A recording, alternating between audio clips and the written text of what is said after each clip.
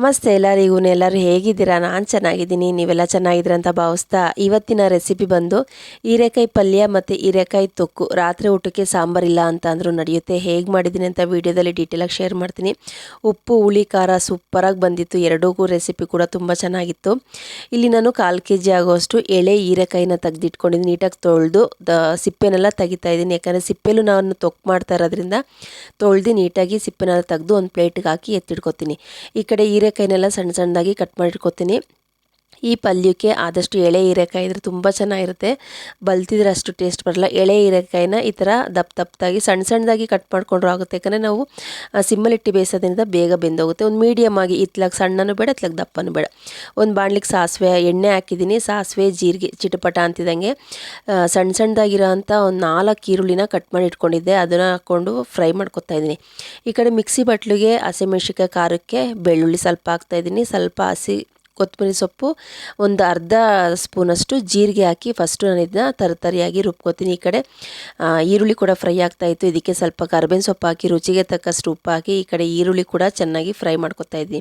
Fry ಮಾಡಿ ಇಟ್ಕೊಂಡಂಥ ಈರುಳ್ಳಿಗೆ ಹೀರೆಕಾಯಿ ಕಟ್ ಮಾಡಿ ಇಟ್ಕೊಂಡಿದ್ದಲ್ಲ ಅದನ್ನು ಕೂಡ ಹಾಕ್ಕೊಂಡು ಸಿಮ್ಮಲ್ಲಿ ಇಟ್ಕೊಂಡು ಪ್ಲೇಟ್ ಮುಚ್ಚಿ ಬೇಯಿಸ್ಕೊತಾ ಇದ್ದೀನಿ. ಇವಾಗ ನಾನು ರುಬ್ಬಿಟ್ಟಿದ್ದಲ್ಲ ಅದಕ್ಕೇ 2 ಸ್ಪೂನ್ ಆಗೋಷ್ಟು ತೆಂಗಿನಕಾಯಿ ತುರಿ ಹಾಕಿದ್ದೀನಿ. ತೆಂಗಿನಕಾಯಿ ತುರಿ ಹಾಕಿ ನೀರು ಹಾಕ್ಬಾರ್ದು, ಹಾಗೇ ರುಬ್ಕೋಬೇಕಾಗುತ್ತೆ.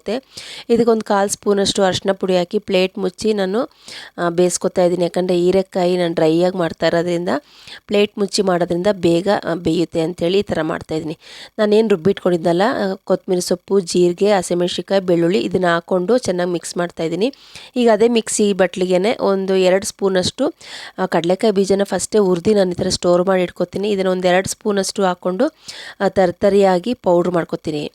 ಈ ಥರ ಹೀರೆಕಾಯಿ ಪಲ್ಯಕ್ಕೆ ಈ ಥರ ಕಡಲೆಕಾಯಿ ಬೀಜನ ಹುರಿದು ನಾವು ಮಾಡೋದ್ರಿಂದ ಒಳ್ಳೆ ಟೇಸ್ಟ್ ಕೊಡುತ್ತೆ. ಅದಕ್ಕೆ ಹೇಳ್ತಾ ಇದ್ದೀನಿ. ಚಪಾತಿಗೆ ತುಂಬ ಚೆನ್ನಾಗಿರುತ್ತೆ. ಒಂದು ಚಿಕ್ಕ ಗ್ಲಾಸಲ್ಲಿ 1 ಗ್ಲಾಸ್ ಆಗುವಷ್ಟು ನೀರು ಹಾಕಿದ್ದೀನಿ. ನೀರನ್ನ ಜಾಸ್ತಿ ಹಾಕ್ಬಾರ್ದು. ನೀರು ಯಾಕೆ ಹಾಕ್ತೆ ಅಂದರೆ ಕಡಲೆಕಾಯಿ ಬೀಜದ ಪುಡಿ ಹಾಕ್ತೀವಲ್ವ ಆವಾಗ ಏನಾಗುತ್ತೆ ತುಂಬ ಡ್ರೈ ಆಗುತ್ತೆ. ನಮಗೆ ಡ್ರೈ ಆಗಬಾರ್ದು, ಚಪಾತಿಗೆ ಅದಕ್ಕೆ ಬೇಕು ಅಂತೇಳಿ ಒಂದು ಚಿಕ್ಕ ಗ್ಲಾಸಲ್ಲಿ 1 ಗ್ಲಾಸಷ್ಟು ನೀರು ಹಾಕಿದ್ದೀನಿ. ನೋಡಿ, ಪ್ಲೇಟ್ನ ಮುಚ್ಚಿ ನಾನು ಬೇಯಿಸ್ಕೊತಾ ಇದ್ದೀನಿ. ಹೀರೆಕಾಯಿ ಪಲ್ಯ ರೆಡಿ ಆಯಿತು. ಈಗ ನಾನು ಹೀರೆಕಾಯಿ ಸಿಪ್ಪೆಯಲ್ಲಿ ತೊಕ್ಕು ಮಾಡ್ತಾ ಇದ್ದೀನಿ. ಇಲ್ಲೊಂದು ಪ್ಯಾನ್ ತೊಗೊಂಡಿದ್ದೀನಿ. ಪ್ಯಾನಿಗೆ ಸ್ವಲ್ಪ ಎಣ್ಣೆ ಹಾಕ್ತಾಯಿದ್ದೀನಿ, ಜೀರಿಗೆ ಹಾಕ್ತಾಯಿದ್ದೀನಿ, ಹಸಿಮೆಣ್ಸಿನ್ಕಾಯಿ ಹಾಕ್ತಾಯಿದ್ದೀನಿ, ಬೆಳ್ಳುಳ್ಳಿ ಹಾಕ್ತಾಯಿದ್ದೀನಿ, ಒಣಮೆಣ್ಸಿನ್ಕಾಯಿ ಕೂಡ ಹಾಕ್ತಾಯಿದ್ದೀನಿ. ನಮಗೆ ಎಷ್ಟು ಬೇಕೋ ಅಷ್ಟು ಖಾರಕ್ಕೆ ನೋಡಿ ಹಾಕೋಬೇಕಾಗುತ್ತೆ. ಸಣ್ಣದು 2 ಈರುಳ್ಳಿ ಹಾಕ್ಕೊಂಡಿದ್ದೀನಿ. ಈರುಳ್ಳಿ, ಒಣಮೆಣ್ಸಿನ್ಕಾಯಿ, ಹಸಿಮೆಣ್ಸಿನ್ಕಾಯಿ, ಜೀರಿಗೆ ಎಲ್ಲ ಉರಿತಿದ್ದಂಗೆ ಚೆನ್ನಾಗಿ ರೋಸ್ಟ್ ಆಗ್ತಿದ್ದಂಗೆ 1 ಹಿಡಿ ಆಗೋಷ್ಟು ಕರ್ಬೇವಿನ ಸೊಪ್ಪು ಹಾಕಿದ್ದೀನಿ. ಸ್ವಲ್ಪ ಹುಣಸೆಹಣ್ಣು ಹಾಕ್ತಾಯಿದ್ದೀನಿ. ಅದಕ್ಕೆ ಹೇಳಿದ್ದು ಉಪ್ಪು ಹುಳಿ ಖಾರ ಎಲ್ಲ ಚೆನ್ನಾಗಿರುತ್ತೆ ಅಂತ. ಇದೆಲ್ಲ ಫ್ರೈ ಆಗ್ತಿದ್ದಂಗೆ ನೋಡಿ ನಾನು ಹೀರೆಕಾಯಿ ಸಿಪ್ಪೆ ತೆಗೆದಿಟ್ಕೊಂಡಿದ್ದಲ್ಲ ಆ ಸಿಪ್ಪೆಗೆ ಸ್ವಲ್ಪ ರುಚಿಗೆ ತಕ್ಕಷ್ಟು ಉಪ್ಪು ಹಾಕ್ಬಿಟ್ಟು ಚೆನ್ನಾಗಿ ಹುರ್ಕೋತಾ ಇದ್ದೀನಿ. ಇದಕ್ಕೆ ನಾನು ಒಂದು 2 ಸ್ಪೂನಷ್ಟು ಹಸಿ ತೆಂಗಿನಕಾಯಿ ತುರಿ ಹಾಕಿದ್ದೀನಿ. ಕೊಬ್ಬರಿ ಹಾಕಿದ್ರೆ ಚೆನ್ನಾಗಿರುತ್ತೆ. ನನ್ನ ಹತ್ರ ಕೊಬ್ಬರಿ ಇರಲಿಲ್ಲ, ಹಾಗಾಗಿ ಹಸಿ ತೆಂಗಿನಕಾಯಿ ತುರಿನ ಹಾಕಿ ಸ್ವಲ್ಪ ರೋಸ್ಟ್ ಮಾಡ್ಕೊಂಡಿದ್ದೀನಿ. ನೋಡಿ ಚೆನ್ನಾಗಿದು ಆರೈತೆ. ಒಂದು ಮಿಕ್ಸಿ ಬಟ್ಲು ತೊಗೊಂಡಿದ್ದೀನಿ. ಆರಿರೋದನ್ನ ಡೈರೆಕ್ಟಾಗಿ ಮಿಕ್ಸಿ ಬಟ್ಲಿಗೆ ಹಾಕಿ ನೀರನ್ನ ಕಮ್ಮಿ ಹಾಕಬೇಕು, ಜಾಸ್ತಿ ನೀರು ಹಾಕೋದು ಬೇಡ. ಯಾಕಂದರೆ ಹೀರೆಕಾಯಿ ಸಿಪ್ಪೆಯಲ್ಲೇ ನೀರಿರೋದ್ರಿಂದ ನೀರನ್ನ ಸ್ವಲ್ಪ ಹಾಕ್ಕೊಂಡು ನೈಸಿಗೆ ಎಷ್ಟು ನೈಸ್ಗಾಗುತ್ತೋ ಅಷ್ಟು ನೈಸಿಗೆ ನಾವು ಹೀರೆಕಾಯಿ ಸಿಪ್ಪೆದೆಲ್ಲನೂ ನೈಸಿಗೆ ಪೇಸ್ಟ್ ಮಾಡ್ಕೊಂಡು ಬರ್ತೀವಿ. ನೋಡಿ, ಎಷ್ಟು ನೈಸ್ಗಾಗುತ್ತೋ ಅಷ್ಟು ನೈಸಿಗೆ ಪೇಸ್ಟ್ ಮಾಡಿಕೊಂಡ್ರೆ ಅನ್ನ ತಿನ್ಬೇಕಾದ್ರೆ ತುಂಬ ಚೆನ್ನಾಗಿರುತ್ತೆ. ಈಗ ಅದೇ ಪ್ಯಾನ್ ತೊಗೊಂಡಿದ್ದೀನಿ. ಸ್ವಲ್ಪ ಎಣ್ಣೆ ಜಾಸ್ತಿ ಹಾಕ್ತಾಯಿದ್ದೀನಿ. ತೊಕ್ಕು ಅಂತ ಬಂದರೆ ಸ್ವಲ್ಪ ಎಣ್ಣೆ ಮುಂದೆ ಇರಬೇಕು. ಜೀರಿಗೆ ಹಾಕಿದ್ದೀನಿ ಮತ್ತು ಸಾಸಿವೆ ಹಾಕಿದ್ದೀನಿ. ಜೀರಿಗೆ ಸಾಸಿವೆ ಸ್ವಲ್ಪ ಸಿಡಿಬೇಕು, ಅಲ್ಲಿ ತನಕ ಸ್ವಲ್ಪ ಹಿಂಗೆ ಹಾಕಿದ್ದೀನಿ. ಯಾವುದೇ ಒಂದು ಅಡುಗೆಗೆ ಹಿಂಗೆ ಹಾಕೋದ್ರಿಂದ ರುಚಿ ಚೆನ್ನಾಗಿರುತ್ತೆ ಮತ್ತು ಬೇಗ ಜೀರ್ಣ ಆಗುತ್ತೆ. ಈಗ ನಾನು ಒಗ್ಗರಣೆ ರೆಡಿ ಮಾಡಿಟ್ಕೊಂಡಿದ್ನಲ್ಲ ಅದಕ್ಕೆ ರುಬ್ಬಿಟ್ಕೊಂಡಂಥ ಚಟ್ನಿನ ಇದಕ್ಕೆ ಹಾಕ್ತಾಯಿದ್ದೀನಿ. ಅಂದರೆ ಹೀರೆಕಾಯಿ ತೊಕ್ಕು ಮಾಡ್ತಾಯಿದ್ದೀನಲ್ಲ ಆ ಮಸಾಲೆನ ಇದಕ್ಕೆ ಹಾಕ್ತಾಯಿದ್ದೀನಿ.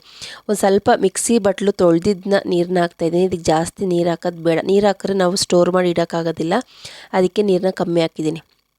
ಒಂದು 1/4 ಟೀ ಸ್ಪೂನಷ್ಟು ಅರಿಶಿನ ಪುಡಿ ಹಾಕಿ ಚೆನ್ನಾಗಿ ಕೈ ಆಡ್ತಾ ಇರಬೇಕು, ಇಲ್ಲ ಅಂತಂದರೆ ತಳ ಹಿಡಿಯುತ್ತೆ. ನಾನ್ ಸ್ಟಿಕ್ ಆಗಿರೋದ್ರಿಂದ ತಳ ಹಿಡಿಯಲ್ಲ, ಬಾಣಲಿ ಇಟ್ಕೊಂಡ್ರೆ ತಳ ಹಿಡಿಯುತ್ತೆ. ಹಾಗಾಗಿ ಸ್ವಲ್ಪ ಕೈ ಆಡಿಸ್ತಾ ಇರಬೇಕು. ಫೈನಲಾಗಿ ನಮ್ಮ ಹೀರೆಕಾಯಿ ತೊಕ್ಕು ರೆಡಿ ಆಯಿತು. ಹೀರೆಕಾಯಿ ಪಲ್ಯ ಕೂಡ ರೆಡಿ ಆಯಿತು. ಬಿಸಿ ಬಿಸಿ ಅನ್ನಕ್ಕೆ ಚಪಾತಿಗೆ ಸೂಪರ್ ಕಾಂಬಿನೇಷನು ಅಂತ ಹೇಳ್ತೀನಿ.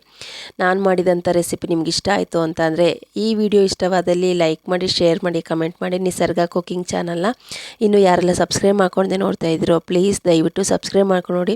ಇಷ್ಟವಾದರೆ ನಿಮ್ಮ ಫ್ಯಾಮಿಲಿ ಫ್ರೆಂಡ್ಸ್ಗೂ ಶೇರ್ ಮಾಡಿ.